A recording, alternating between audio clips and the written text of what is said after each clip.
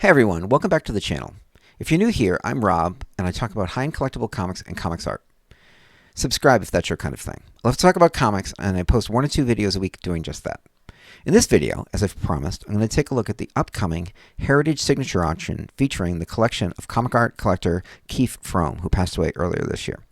This collection is remarkable. I've shared some pieces from this earlier in a short because I was so excited about it, and I'm finally covering the auction, not in its entirety, but some highlights. It actually is ending very soon, so I'm happy I was able to cover it at all. Things have been busy, and I've traveled a little bit, so yeah, let's take a look. There's some really amazing stuff in here. There's some stuff that I just really like myself. So, in addition to being wildly valuable pieces, there are pieces that I just think are cool. So let's take a look at a few. Todd McFarlane, Batman, number 423, original cover art, DC, 1988, right on the cusp of him jumping to Marvel and turning into the biggest comic artist in the world for a while. This is a crazy one. I was very excited about this. $640,000.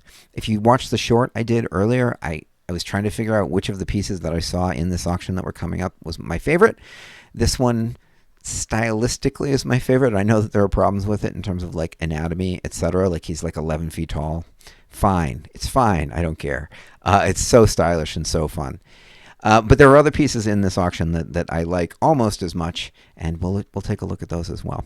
But yeah, $640,000 with less than a week to go. We'll see where it ends up. It could hit $1 million, which would be fascinating. The most valuable McFarlane cover would be a Batman cover. This is another one I talked about in the preview short. Lou Fine, Hit Comics number 5, Red B cover, original art, Quality Comics, 1940. This one is a remarkable image. It's very clean for 1940s art. That's a long time ago. Can you even do that math? It's 85 years ago. It's a long time ago. There are barely people alive. So this page has survived really well. I think that this is a better cover. The colors on this are insane, but the line art is absolutely beautiful. And like I said, hopefully the person that just bought the Agri Church copy of this book will buy this and have them together at home. And it would be great because it would be the best copy possible, really. And then the original cover art could be in one collection. That would make me happy. So if you're that person, congrats. And if not, hopefully there is somebody out there that's going to do that because that would be fun. If I asked you all to bet which pieces I featured in this Keif Fromm auction, I know that there are some that you would have already guessed. I already talked about them. So the Master Comics cover from Raboy, the Lou Fine Hit Comics number 5, the Batman 423 McFarlane cover. Those are obvious. I've already covered them. Next up on that list would probably be this, because I talk about it. I've been talking about it a lot recently, how much I love Marvels, how much I love Alex Ross, and this is just a perfect example of why I love that series, why I love Ross. And yeah, it just hits all the buttons for me. And that Captain America image, in the left-hand corner is just perfect. And yeah, so I was really excited to see this one come up. It's amazing. Hopefully it ends up in a good home. I talked about it in the short. I'm talking about it now. Raboy, Master Comics number 27, Captain Marvel Jr. cover, original art, Fawcett, 1942. This is one of my favorite images from all of comics. I think it's one of the best covers of all time. And again, it's in remarkable shape. Again, Raboy is phenomenal. He's an incredible artist, and the quality of this is just phenomenal. And I couldn't be happier to see this one come up for sale. Again, hopefully this one goes to a good home, appreciated, maybe up on somebody's wall for all to see. I would love that. Yeah, I can't say much more about this one other than it's amazing. Jack Binder, Mary Marvel, number 5, cover, original art, Fawcett, 1946. I wrote about this when it first came up for sale, or when I first saw it come up for sale, and I think it was 2018 in the John Burke collection auction. And I enthused about it then. I'm enthusing about it right now. I think this is just such a crazy image. It's a little psychedelic. It's a little funky. But it's beautiful. And if you haven't seen the cover, I'll click through and show you the cover. The cover itself the colors are outstanding. This is another one, like the Hit Comics number 5, that is made better by the colors, but remains an amazing piece of line artwork. Again, just take it all in. It's just beautiful. It is a shame about the white opaque kind of shining through as much as it does, but otherwise, it's just a phenomenal piece of art. And I was excited to see this one come up for sale again. I don't feature enough Will Eisner on the channel, which is funny because, like, in terms of the stuff that I've read over the years and in terms of stuff that I've studied and, like, really just, loved, Will Eisner and The Spirit are right up there. Blame Frank Miller. Actually, it's like I'm of that era, right, where, like, I came up, was reading what was on the stands, Marvel books, and then you hear Miller talking about people like Krigstein and Will Eisner, and then right around that same time, the Spirit reprints started from Kitchen Sink Press, which these were. This is part of that series. And so it was like a perfect jumping off point for me. And this was very young. So I've been a Will Eisner Spirit fan for many, many years, more years than I care to admit sometimes. And but yeah, and so I don't feature enough Eisner. I'm going to try and do some more. This is a later piece, but he was still amazing, even into the 80s, into the 90s. And yeah, I mean, you got to love it. Frank Frazetta, The Ghost Rider, number 5, A1, number 37, cover original art. It's not often that you can buy a Frank Frazetta cover, and here's an example. It's not exactly the same as a Famous Funnies cover, but it is still remarkable quality. I'm going to just zoom in so you can take a look. I'm going to zoom way in and give you some examples. Look at his brushwork. It's just remarkable. It's so fine, so perfect, and this could be yours. Right now, it's at $150,000. I think it'll go for more than that. Look at her hair. It's so finely brushed. Just beautiful. Again, I always talk about it when I talk about Frazetta. It's like he was a great painter, but his work in ink was better than his paintings. I think. I just think he's as good as anyone that's ever worked in ink. He's probably as good as anyone that's ever worked in paint as well. So I guess I can't lose. I can't lose picking one with Frazetta. But yeah, I think this one will do really well. Continue to go up from here because it's not that often you get the opportunity to get a Frazetta cover. It's not going to sell for $1 million like the Famous Funnies cover did earlier this year, but it'll still do really well because it's a really striking image and it's Frazetta. A panel page. Todd McFarlane, Detective Comics number 578, story page 20, original art.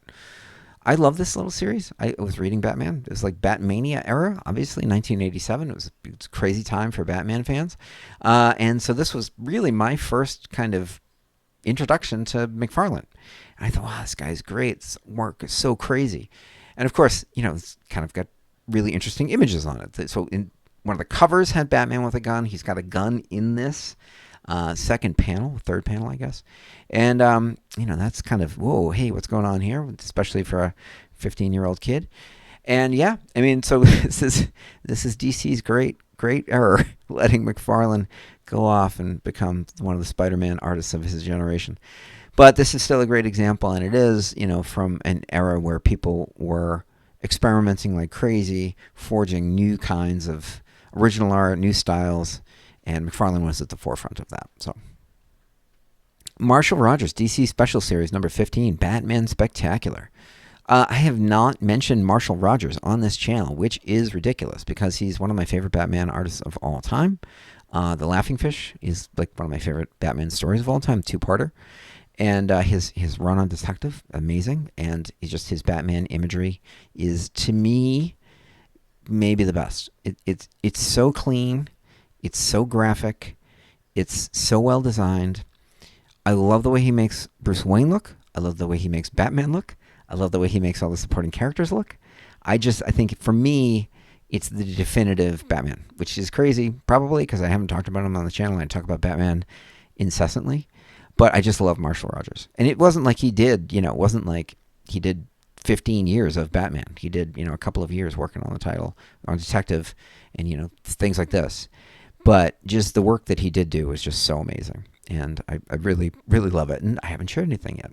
Partially it's because it doesn't come up. I haven't seen it. But I could share some of the comics, right? Because those sell for decent money. Maybe I'll dig some of those up.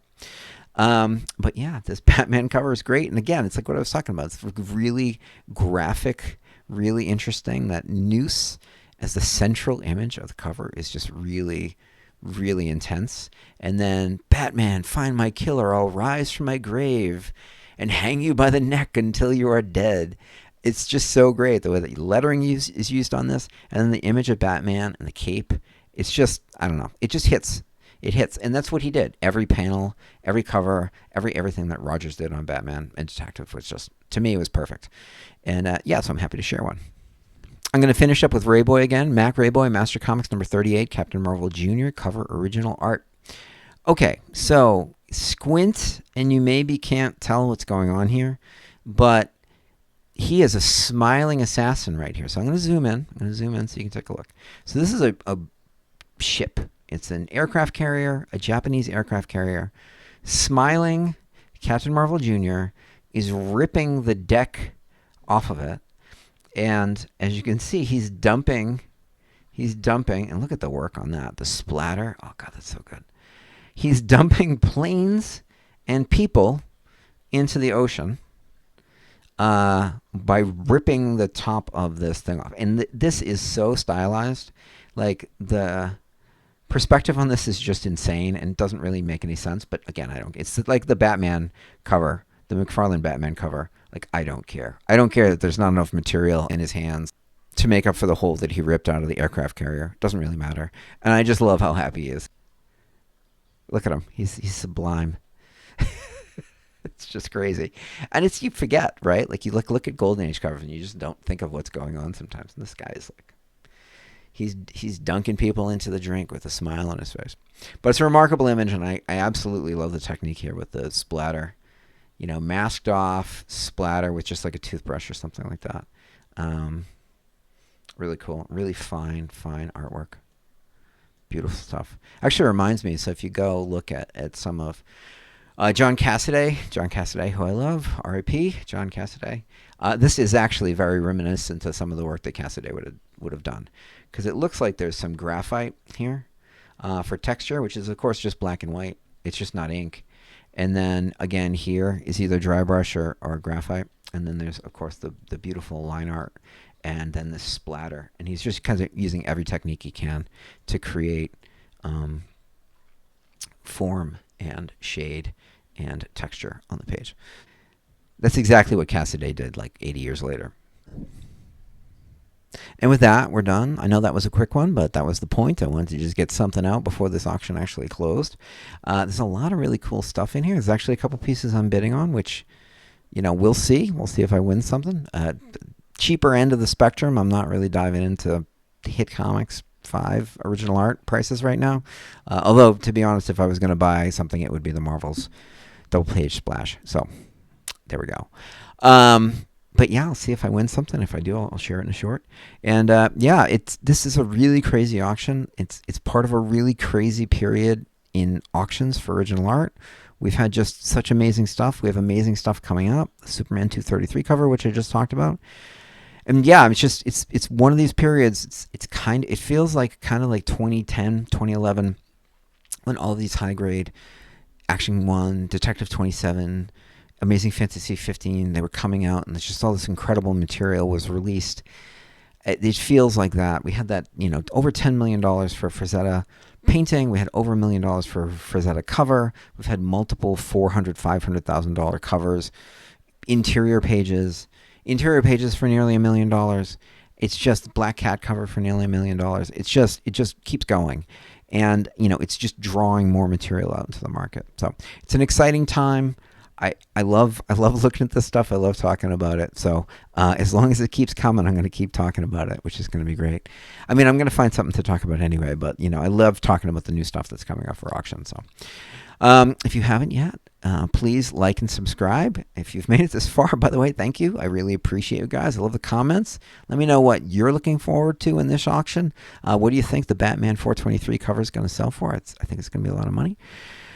I've got some new videos coming up this week. I'm not quite sure what the order is going to be on what's going to drop. I'm working on a couple of things, like as my mood strikes me. I've got a couple of videos in play. I might just choose the one that I can get done quickest to get out the door. We'll see how that goes. And so that'll do for now, and I will see you in the next one. Thank you. Bye.